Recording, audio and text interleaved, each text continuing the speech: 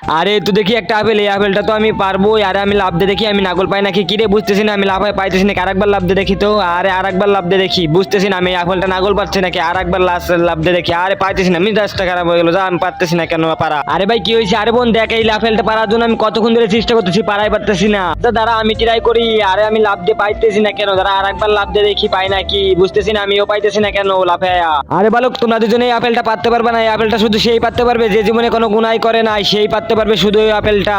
তাহলে সাধু বাবা এরম কে আছে যে তার জীবনে কোনো গুনাই করে নাই, সে পারতে পারবে এই আপেলটা?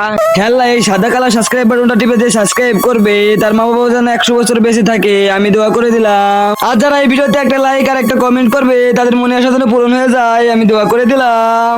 আরে বস ওই দেখো, ওই যে একটা পিচ্ছি, ওই পিচ্ছিটাই পারবে। আরে এই দেখো একটা আপেল, আমি এই আপেলটা পারবো। আপেল তুমি চলে আসো আমার কাছে। এই তো যে আমি নাগল পেয়ে গেছি আপেলটা, এখন তো আমি আপেলটা অনেক মজা করে খাবো।